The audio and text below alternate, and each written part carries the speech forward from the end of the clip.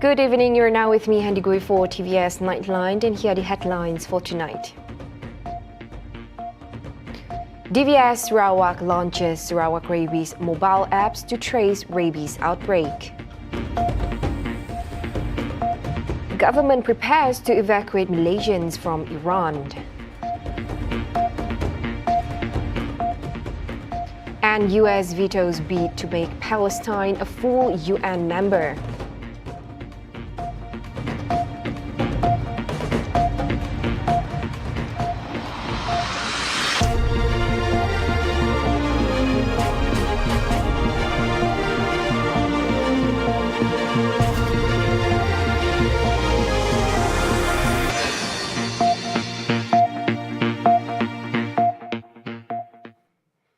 The unity government is prepared to repatriate Malaysian citizens who are in Iran if the conflict between the Islamic Republic and the Zionist regime becomes increasingly alarming.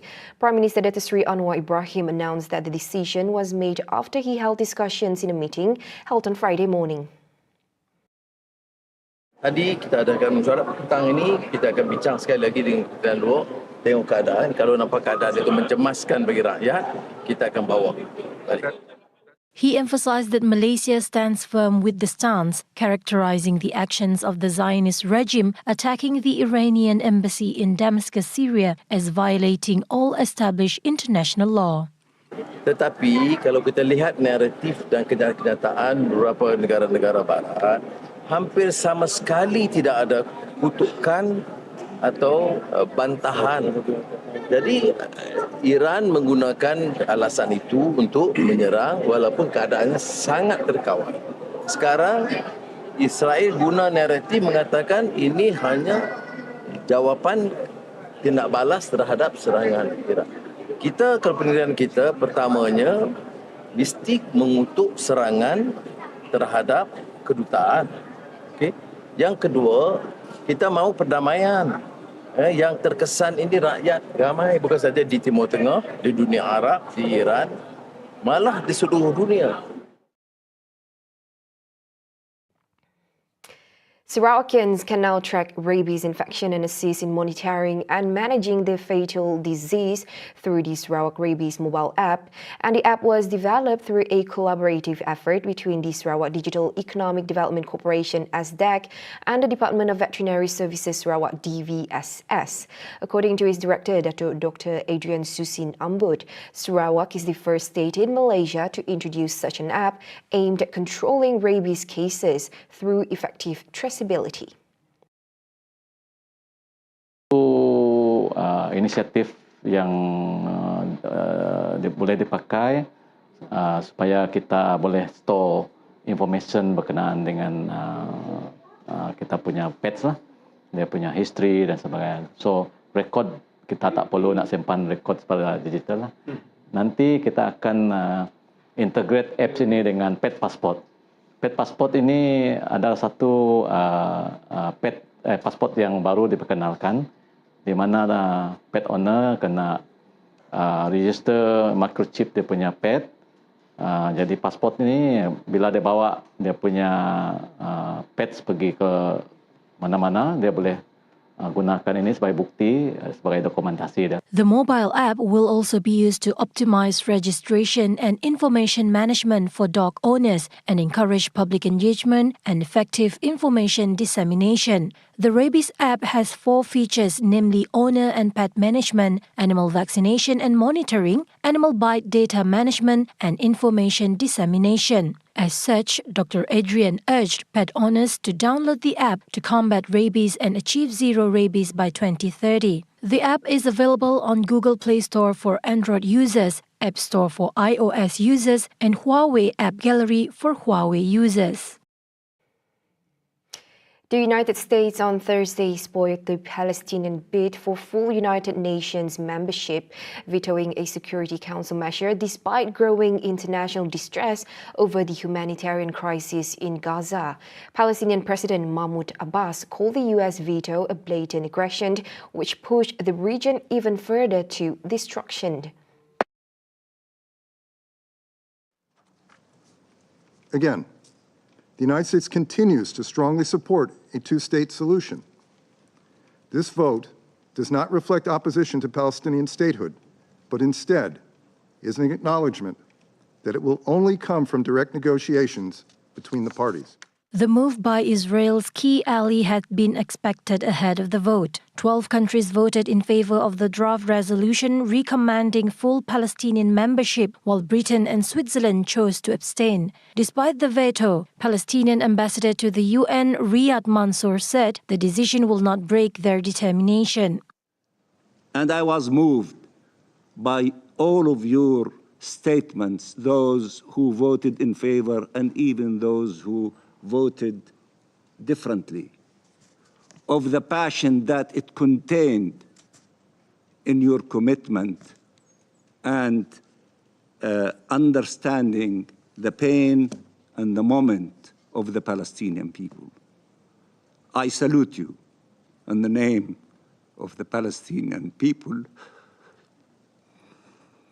and their leadership. Meanwhile, Ambassador Amar Benjama of Algeria, who introduced the draft, said the resolution's overwhelming support sends a crystal clear message affirming Palestinians' rightful place as a full member state and expressed confidence that their supporters will come back even stronger and more vocal. Now back home, Sarawak has been hailed as the world leader in hydrogen activities by Bloomberg, an international business news agency. And according to the news report, Sarawak is among the global pioneers in getting the ball rolling in clean hydrogen production.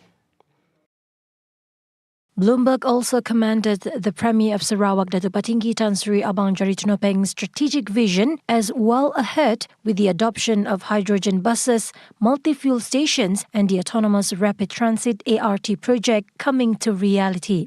The report also attributed Sarawak's abundance of rainfall and rivers that produce hydropower capable of generating clean electricity crucial for emissions-free hydrogen. In addition, Sarawak's foray into hydrogen has also attracted billion-dollar investments from Japan and South Korea to partner with SEDC Energy SETSI through the Hornbill and Hibiscus projects in Bintulu. The report stated that the two projects slated to start commercial production in 2028 at the earliest aim to produce 240,000 tons of hydrogen annually. The figure stands to rival the stated output of Saudi Arabia's NEOM plant, said to be the world's biggest after it announced last year that it would produce roughly 291,000 tons a year from 2026. The report comes ahead of Abang Johari's planned visit to Poland to attend the Central European Hydrogen Technology Forum and the Central European Decarbonization Forum, scheduled to be held from April 24th to 25th. 800 entrepreneurs in Sarawak have benefited from a 10 million ringgit grant under the Bumi Putra Business Empowerment Fund or Bumi Biz Fund since 2022. Sarawak Deputy Premier Datuk Amar Awang Tengah Ali Hassan said the success of the Bumi Biz Fund program was the result of years of strategic partnership between the Ministry of International Trade, Industry and Investment Sarawak or Mintred and the Dayak Chamber of Commerce and Industry DCCI. DCCI has played a very important pivotal role in supporting the needs of their members to drive business recovery through this fund. By having strategic partnership with the Ministry of International Trade, Industry and Investment Sarawak, Mintred, DCCI has successfully organized various capacity building programs as presented by Dr. Florence. And this program benefited more than 800 participants across economic sectors, particularly for the rural community. Tengah's speech was read by the Deputy Minister of Mintred, Datuk Dr. Malcolm Musin Lamo, during the closing ceremony of Bumi Biz Fund 2024 program at the DCCI building earlier tonight. 10 million ringgit was allocated for Bumi Biz Fund during the 2022 state budget, as announced by the Premier of Sarawak, Datuk Patinggi Tan Sri Abang Johari Tun Nopeng, on October 21st, 2021. Bumi Biz Fund is a program under Mintrit that provides assistance for Bumi Putra chambers and associations. The grant aims to assist Bumi Putra business associations to weather the COVID-19 pandemic through business enhancement programs, whilst facilitating the establishment of new startups. Since then, Abang Johari has announced an additional 20 million ringgit to be injected into the fund on January 29th. A special assistance will be given to the family of an elderly woman who went missing after she was attacked by a crocodile at Sungai Rayu in Lundu. Minister of Women, Family and Community Development, Dato' Sri Nancy Shukri said such assistance exists to aid those inflicted with fatal animal attacks.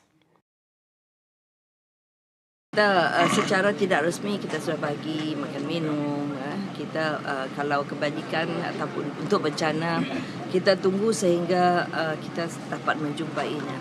Kita seperti biasa, sama ada di Bahangwaya ke tidak di Bahangwaya ke, sebagai jabatan yang berkaitan dengan tragedi seperti ini, Jabatan Kebajikan kami sentiasa membantu.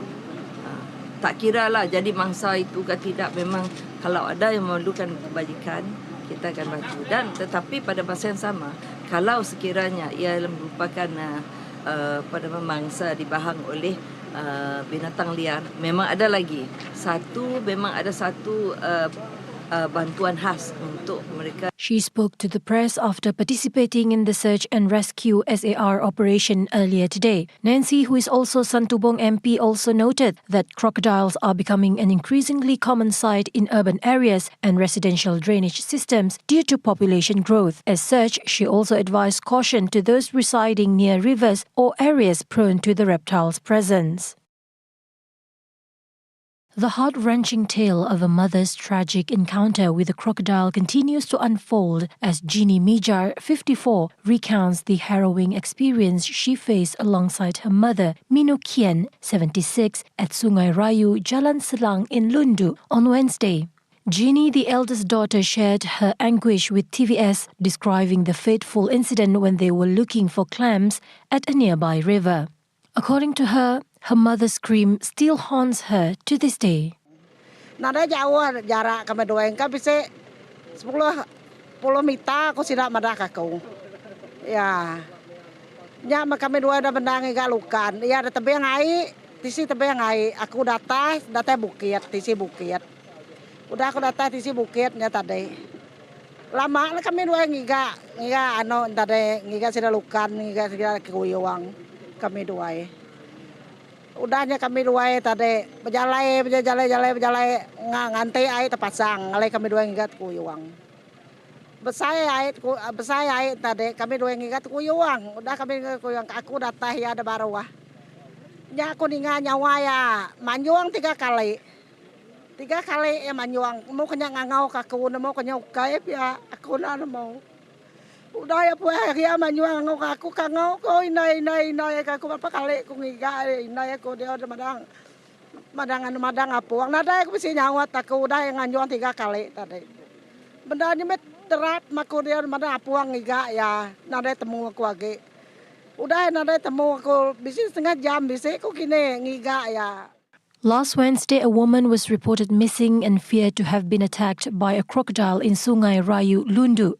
Spokesperson for the Operations Command Centre, Malaysian Fire and Rescue Department Sarawak, revealed that they received a distress call at approximately 1:55 p.m. Members from the Petrajaya Fire and Rescue Station were then promptly dispatched to the scene to pursue a search and rescue SAR operation. Coming up right after the break, Batak Air to suspend operations in Istanbul comes May, and French Prime Minister announces crackdown on teen school violence. Right here on TVS Nightline, stay tuned.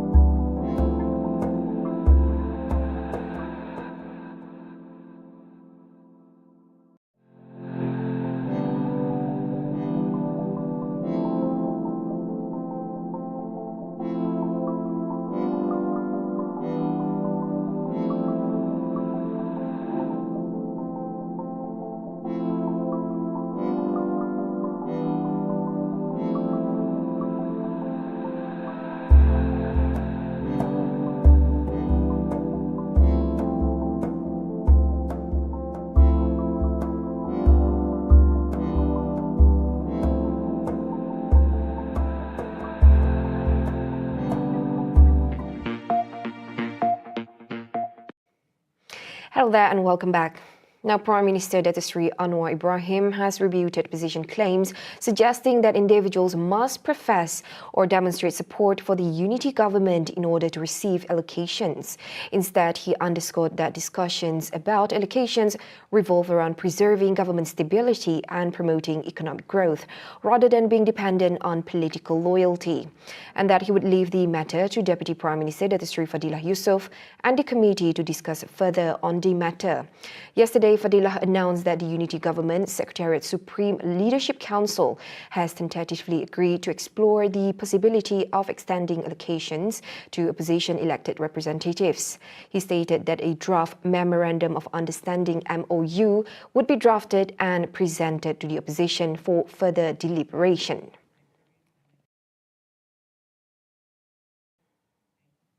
Starting next year, individuals are eligible to receive up to 1,000 ringgit in tax relief for fees paid towards training or classes in esports, equestrian, swimming, motorsports and taekwondo.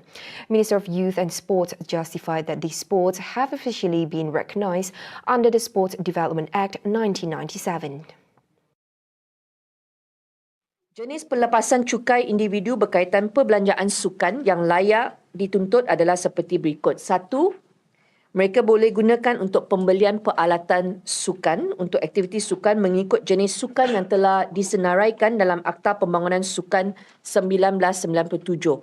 Bermaksud sukan yang telah diwartakan, digazetkan. 103 jenis sukan. Yang keduanya, bayaran sewaan ataupun fee kemasukan ke mana-mana fasiliti sukan. Okay, bermaksud mereka boleh claim sehingga RM1,000 kalau mereka gunakan untuk gym. Okay. Yang ketiganya, bayaran fee pendaftaran bagi menyertai apa-apa pertandingan sukan juga. At the same time, she emphasized the importance of conducting early verifications to ensure that sports training providers adhere to the established terms and qualification criteria. One of the criteria for sports training to qualify for tax exemptions includes the provision of either one-off or a series of structured training sessions such as classes, clinics, courses and workshops. She highlighted that additional criteria entail that training providers must be associations, sports clubs or companies registered with the Malaysian Sports Commissioner (PJS) or incorporated under the Companies Act 2016. Perbelanjaan bagi yuran latihan sukan dibuktikan dengan resit pembayaran termasuk resit yang dijana secara dalam talian. Okay. Bank in slip dan penyata akaun bank tidak boleh digunakan sebagai bukti dan resit pembayaran. To date, a total of 9,955 sports entities have registered with the PJS, and it is expected to increase with approximately 100 applications per week. Batak Air will suspend its operations to Istanbul, Turkey effective May 1st, 2024. The airline operator, Malindo Airways Sdn Bhd, in a statement said customers who have booked their flight will be notified via email and text message. And the airline company stated that the decision comes in response to the recent situation in the Middle East, which has significantly impacted the route, leading to operational restrictions that make it challenging to continue flights to the region. It further emphasized that the safety and well-being of its passengers and crew remain its top priority, and the decision has been made after careful consideration of the prevailing situation.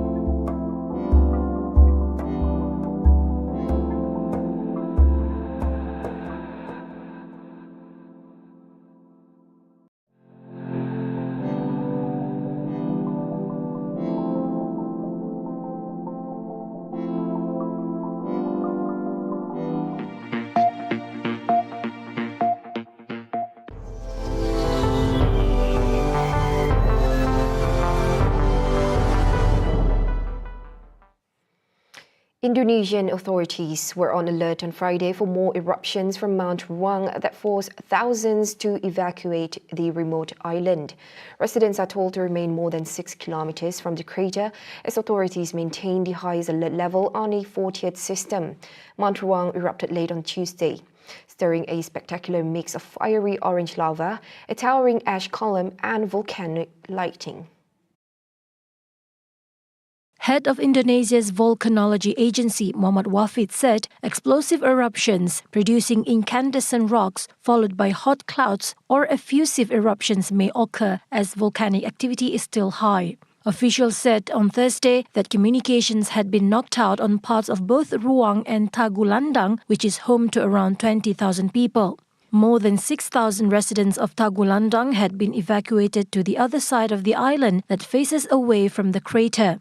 No reports of death or injuries were reported, but authorities said a day earlier they hoped to evacuate 11,000 people from the exclusion zone. The closure of the nearby international airport in Manado City, more than 100 kilometers from the crater, was also extended to Friday evening. Authorities said volcanic ash from Mount Ruang was also observed in parts of North Minahasa Regency in the north of Sulawesi's main island. The alert level upheld the exclusion zone around the crater, as well as warnings about further eruptions and parts of the volcano collapsing into the sea that could cause a tsunami. French Prime Minister Gabriel Attal on Thursday announced measures to crack down on teenage violence in and around schools. He revealed his plan hours before a man stabbed two young girls, aged 7 and 11, outside their school in eastern France, further underlining concerns of security at educational establishments. Mesdames et messieurs, aujourd'hui, c'est la République qui contre-attaque. C'est cela que nous sommes venus lancer aujourd'hui depuis Viry-Châtillon. La mobilisation générale de la nation pour renouer avec ces adolescents, juguler la violence, réaffirmer notre projet d'une jeunesse libre et émancipée, reconquérir le droit à la France tranquille, confiante dans l'avenir et sereine dans sa vie. France has in recent weeks been shaken by a series of attacks on school children by their peers, and particularly the fatal beating earlier this month of 15-year-old Shamseddin outside Paris. The issue has come to a head with the far-right National Rally, accusing Attal of not doing enough on security as the anti-immigration party soars ahead of the government coalition in polls for the June 9th election. Speaking in the town where Shamseddin was killed, Attal condemned the violence and calling for a real surge of authority to curb violence. Measures will include expanding compulsory school attendance to all the days of the week from 8 a.m. to 6 p.m. for children of college age. Now wrapping up the Nightline. In compliance with orders from China's internet regulator, Apple has removed Meta's WhatsApp and Threads from its app store in the country. This underscores the extensive internet censorship in mainland China, where users face restrictions on accessing Google and many foreign apps, and often resorting to virtual private networks (VPN) as workarounds. Despite disagreeing with the idea, Apple in a statement said it is obligated to follow the laws in the countries where it operates. The statement specified that the Cyberspace Administration of China has directed the removal of these apps from the China storefront, citing significant national security concerns. However, these apps remain available for download on all other storefronts where they appear, while Apple users in China can still download WhatsApp and Threads if they have iCloud accounts set outside China. China's ruling Communist Party continues to tighten its control over internet usage in the country, with comprehensive censorship of sensitive topics on social media and monitoring of communication. It has proposed policies designed to reduce the amount of time children spend online. The removal of WhatsApp and Threads comes before a U.S. legislative vote on a bill that would force the Chinese company ByteDance to sell TikTok or Faceit being banned from the U.S. market. See the world closer with TVS as we bring you the latest news updates both locally and internationally. For more headlines, anytime, anywhere, just head on to our official website at tvsarawak.my or follow us on our social media platforms. Those were the updates on TVS Nightline. I'm Handy Gui. Thank you for watching. Have a good night.